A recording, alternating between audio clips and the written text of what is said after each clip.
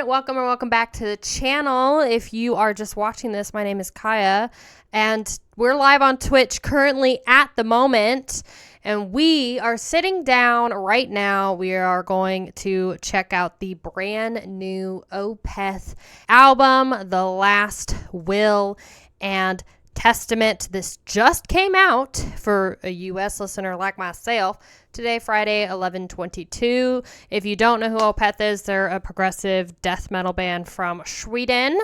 And okay, so this is the history I have with OPETH'S.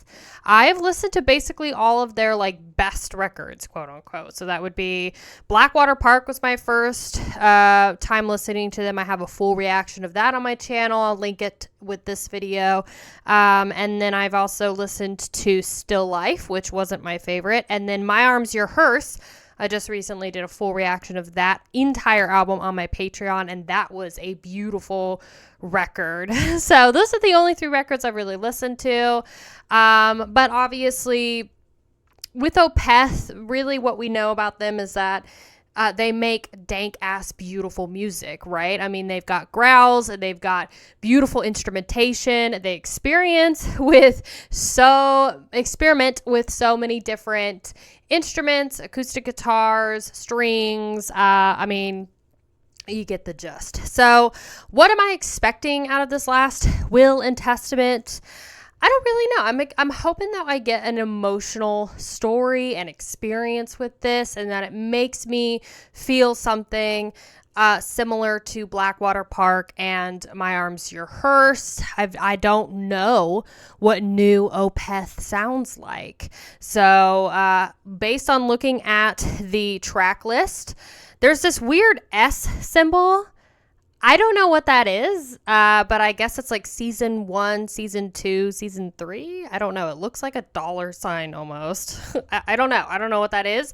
And then the 8th song is A Story Never Told. So it's kind of interesting. It's the paragraph symbol. It's like paragraph 1, paragraph 2, paragraph 3, and then A Story Never Told is track 8. So 8 songs, 50 minutes, 52 seconds. I'm going to stop yabbering now, and we're going to get into it. Okay, so the first one's going to be called Paragraph 1, and OPETH'S has not officially posted this yet because this is 9:12 in the morning US Central Time, so they haven't officially posted this. So this is another YouTuber that's just put it on to YouTube. So I don't know why I'm a little nervous. All right, let's go. Paragraph 1.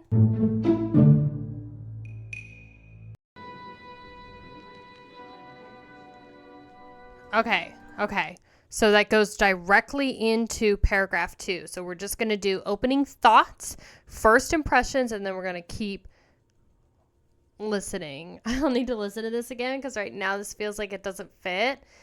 I think it's going to make sense once we listen to the rest of it. First impressions.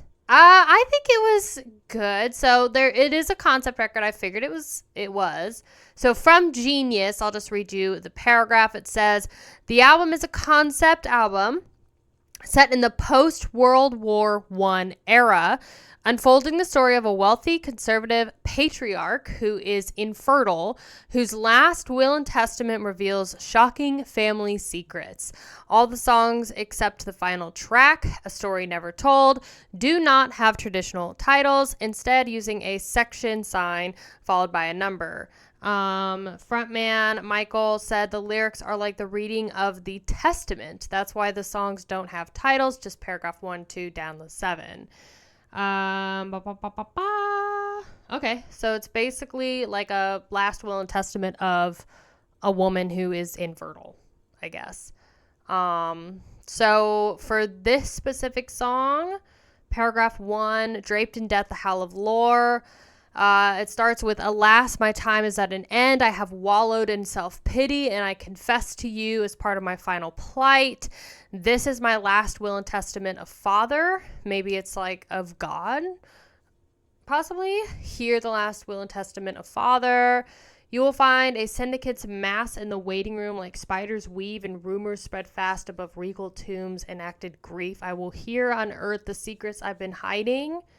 and guide my children through my tales. Put your trust in my command. I thin the blood. I lift my hand. Draped in death. Okay, so it's basically like an introduction to her will and testament, saying, I'm going to unearth these secrets for my children. Ooh, she's about to spill the tea, essentially. So I'm assuming most of these songs are going to kind of run into each other, so we're just going to like experience it as much as we can as a whole. So instrumental wise, I don't know how I feel about it instrumentally. I like the violin that they used and the little voices that they used on top of that at the end of the song, and I like how you hear like the chatter and the people like walking on the floor in the beginning. They did use some like synth or like keys, like little jazz keys. So, and the growls too. Somebody commented on this and said that they didn't like it because there wasn't a lot of growls, but there's growls in that. So it's good, but it hasn't grabbed me yet. It's not the best track. So let's keep going with paragraph 2. Okay, we full stop, and then we get into paragraph 3. It's 1000% ghost. That's what it is. That's what I'm pinpointing it as. I'm hearing ghost in the vocals, in those cleans so far. I need to listen to it again. Yeah, it's probably a grower. I don't know. I still don't know how to feel about it. It's very waltzy and kind of like groovy and like something like you could like maybe two-step to, you know? They like that little kind of jazzy keyboard piano sound. They keep bringing that back. It's a different vibe for sure. It's definitely a different vibe. Guess what I'm missing here is kind of that like sad boy emotion that I'm used to with the previous Opeth albums that I've listened to, because I haven't listened to anything modern from them. So the older ones have all been kind of like sad or like dealing with death or whatever. And I feel like, you know, Blackwater Park had soaring guitar solos and it was very emotional and kind of ethereal sort of nature vibes. And then you were dealing with a lot of death with Last Will and Testament or whatever, and a lot of sorrow. So I'm used to that kind of emotion. So this feels a little bit more happier, I guess. Well, they're bringing in the other instrumentation, though, for sure. I mean, there was a 12-string in there. Obviously, Michael's voice is great. I mean, his ability to harmonize with his cleans are great. They might have had a little vocoder there in some of the sections, but it is reminding me a lot of Ghost. Vocally and kind of like instrumentally. And I don't necessarily know if that's a good thing or bad thing. I'm just not the biggest fan of like Ghost's music. This is paragraph 3. So I like, my last thought, I like that they had paragraph 1 and 2 run into each other. And then they did a soft fade for paragraph 2. So I'm wondering if they're going to keep the songs rolling into each other in like a 2-part series. We'll see. Paragraph 3.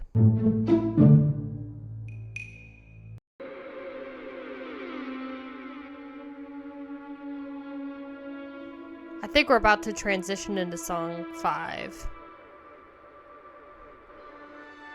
Yep. Okay, so we did transition into song 5. We're gonna collect our thoughts real quick. I like the way that they transferred into that. So they're doing the same thing that they did with songs 1 and 2. I can't remember if paragraph 3 and 4 went together, but I can't remember if they blended together, but I know obviously that paragraph 4 and 5 do. Okay, so thoughts so far. We are about halfway through the record. Yeah. Okay, so here is what my observations are. I have always loved Opeth's like instrumentation and the use of like what they add to their albums. So the production and the mixing is I think, really good. They're playing around with a lot of different panning and a lot of different instrumentation and different elements to kind of bring their story across. That's what they're really good at. So some things I'm noticing, other than the 12 string, they had a harp transition, which I did really like. And they had, what else? They've had like piano. They had some sort of like wind instrument. I think it's a flute that followed that harp solo thing. It was like really, really nice. So they're very good at that. I also noticed, they had some sort of like group clap that was like panned here in that paragraph 4 song. That was really nice. They had it kind of lower in the mix, but I could definitely hear that it was like at least 5 clap layers like on top of each other. So that was really cool. And then of course, when they brought the growls back towards the end of paragraph 4, I like how they panned it. It was like one word, one word, one word, one word, you know, and they kind of had it like that.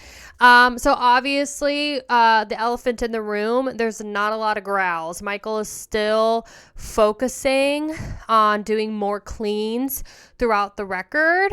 So whether or not that's really hurting this record for you, I think for me, it's like, again, I'm so used to the darker, more melancholic themes in their music, and where, you know, all the 3 albums I've listened to, of course, have had way more growls and deeper vocals from Michael in them. So you're definitely missing that element for me. I'm definitely missing that element in this album. But then the other thing too is that kind of like jazzy like transitional music that they're kind of playing around here. It's very funky, it's very waltzy and jazzy, and yeah, it's reminding me a little bit of like Volbeat instrumentally, the Chameleon album from Halloween and Ghost. Like those are what my brain is like connecting it to.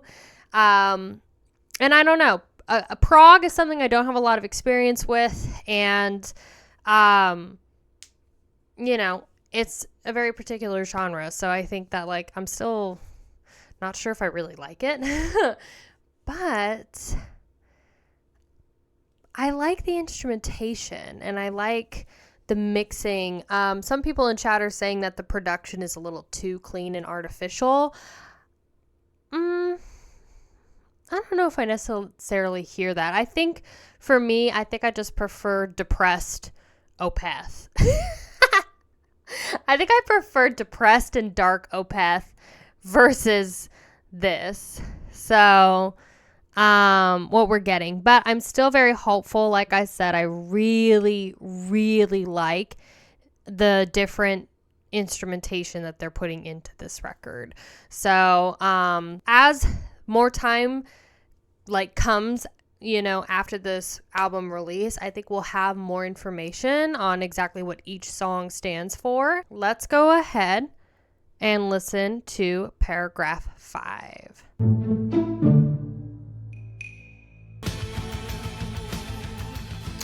I don't like that we fade there though, but I guess it makes sense. Okay, and we fade up to something else as we get into track 6. I don't like that we faded. I mean, I get it because we did that for paragraph 2. I think that's the strongest song on the album. We got a lot more growls. We had a solo. Although the solo was good, I don't feel like it really told a story or had much of a purpose to it. But yeah, they're still really good at like introducing this instrumentation. I don't know. Let's listen to paragraph 6. Let's see what we feel.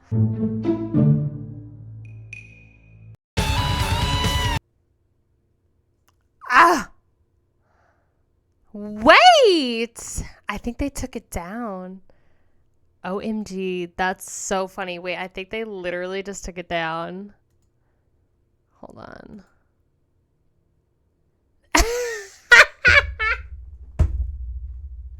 They literally just took it down.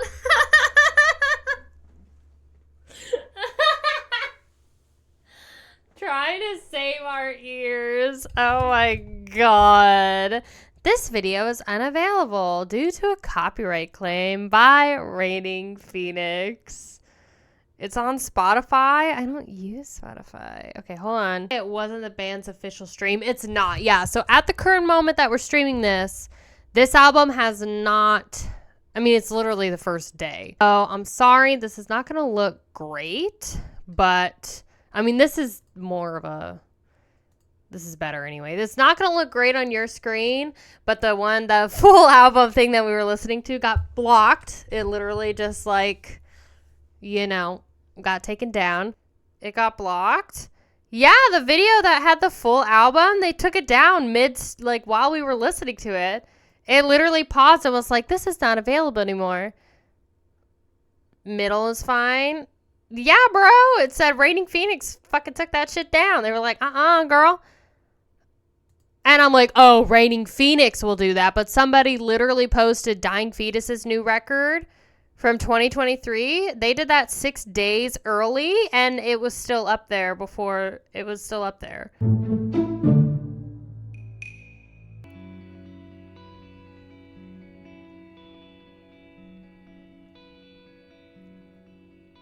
We're transitioning into...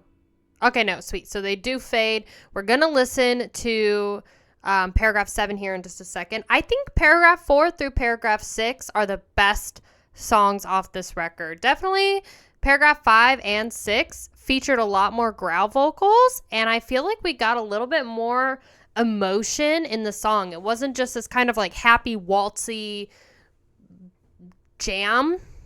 That is the best song. Paragraph 6, I think, is definitely the best song.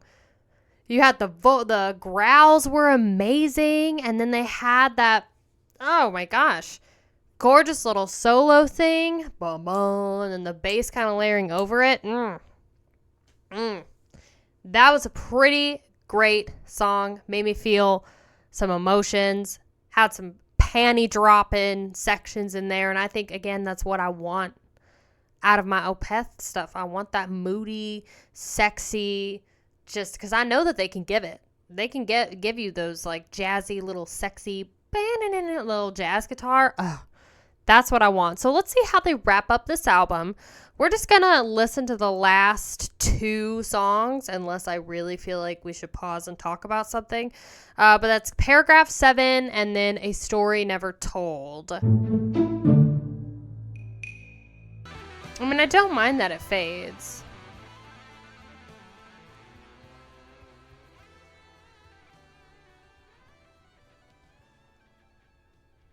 Okay. All right. What do we think? What did we think of the new OPETH record? I stand with my 4 out of 10. Slay!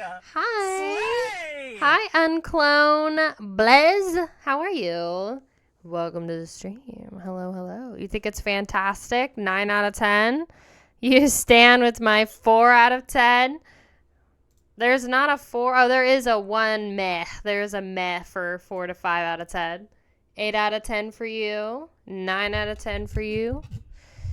All right, all right. You guys are giving it middle to a lot of high scores. I thought it would be whatevs, but pretty damn good. It's fine, but I'm not coming back to it. You think so? So, okay. So, observations for the song ending. Granted, if you're just hopping in, obviously this is, you know, it's 10:48 a.m. U.S. time. This album literally just dropped. So more information about the concept of this record and everything will come later. So I will say I like the guitar solo. I don't like what's on it. I don't like that it's kind of like this keytar thing. That guitar solo for... A Story Never Told. I really want it to be clean. I really want it to be like this nice gritty, like kind of cleaner, twangier sound. Here's the really good parts. So we'll get into the best parts of this album. From my experience, granted. So a lot of y'all are saying it's a good 6 to 7. I mean, it was just a poll just to kind of see where you guys were going to put it. So from my experience, talk about nitpicking here. I'm not nitpicky. I think it works for what they're doing. I think it works for what they're doing on this album, because this is a very funky, jazzy, very proggy album that's a little bit more ironically, it's like kind of happier. I don't know. It's not as like moody and depressing and dark as like their normal records are. Like from Still Life and My Arms Your Hearse and Blackwater Park, which all were very dark and gloomy. But so I think with that in mind, like this record is definitely more jazzy, more funky. You get a lot of like kind of like these jazzy little pockets, these funk pockets. Some people said it was very waltzy instrumentally. I do think the latter half of the album is the better portion of this record, starting with like paragraph 4. I think paragraph 6 is my favorite song. They kind of lose it a little bit in paragraph 7, which is mostly spoken word. But they do redeem themselves a lot with the instrumentation that they put with this record, which I knew, given that it's Opeth, you know, they're going to be giving you a lot instrumentally. I mean, that's just how they roll. They're so good at just layering and just being like, what instrument have we, you know, not put on this record yet? So I think the only thing we really didn't get was like trumpets, which I think we might have gotten a little bit. What I really like, the really great positives of this record is, of course, Michael's voice. I do wish that he had put a little bit more of the growls in there. However, based on like what y'all are saying in the history, this is like their first album in like a very long time where they've even had growls. So for a lot of y'all, it's probably like, we'll take what we can get, right? So I'm used to the growls being all over the place. But I did like the growls. I do think that there were a lot more cleans on this record. But I loved that they had, you know, 12 string, a harp, flute. They had little chimes, gongs, choirs, 12 string they had. And I liked the keytar and the keytar solo. Yeah, since 2008, Watershed is the last time that they had growls. Oh my God. That's literally over 10 years. So yeah, for a lot of y'all, it's like, we'll take what we can get. If you're not a super big fan of prog, you're not really going to like this album. I think that there's still a lot of cleans. I think if you're not a huge fan of like happy Opeth, if it's got like a lot of like funk and jazz and kind of happier elements, and you like the more moody or dark side of Opeth, then I don't know if this album is necessarily going to be for you. I do think there were some good like within the waltzy kind of funky parts, there were some good parts, good sexy panty dropping elements, you know. I think that they, especially in the latter half of this record, like I said, like paragraph 5 and paragraph 6 had some really nice, sexy, jazzy elements. I don't mind jazzy elements being in my music. I mean, we literally just listened to Atheist Unquestionable Presence on Patreon, so it's like, I don't mind it. And I mean, Opeth is definitely one of those bands where, you know, when they prog it up, they give purpose to their prog. They give purpose to their transitions. They're not just being wanky for the sake of being wanky. So, I mean, they are obviously telling a story here with this concept record. So I do think it works, but I don't know if it's necessarily for me. And I think that this album is a grower, and a lot of people in my chat are saying that prog albums are usually growers. I really like Michael's growls. Like the way that he does his growls are very gurgly and beautiful at the same time. And he throws on so much reverb too onto his grouse. So when they come in, it's just this beautiful element, and it's kind of like a good versus evil type of vibe. And I've mentioned that before when I listened to Blackwater Park. So it's interesting, and I do like that this one is set in a specific time too. I guess it's just also kind of confusing that it's more like waltzy, funky jazz, and yet it's set in World War I era. And I'm wondering if that was like maybe some sort of like choice to match the era in some way. I don't know. It's interesting too that like a lot of people are probably going to say that this record and Blood Incantations records are going to be their album of the year, you know, because, and it's interesting because they're both kind of, they went this like Pink Floyd prog style in their own way. And I don't know, I'm going to have to listen to it again. I'm not going to be too harsh on it, but right now, if I had to rate it, I might give it a 6 out of 10. If I had to rate it. But like I said, I'm not going to be too hard on it. I'm going to grow. I'm going to let it grow. I'm obviously going to re-listen to it because I will mention this video in my end of the year best and worst list. This is now just inspiring me to listen to Ghost River East, which I haven't listened to yet. So, I think an OPETH'S dive is probably due so I can see the transitions. You'll have to let me know down below in the comments what you thought of this album, The Last Will and Testament by OPETH'S. Did you like it? Did you hate it? Did you walk away with any favorite songs? I would love to hear your thoughts. And if you would like to see me do a discography deep dive into OPETH'S, let me know down below in the comments also. Thank you so much for watching, and I will see you in the next video. Take care, you guys.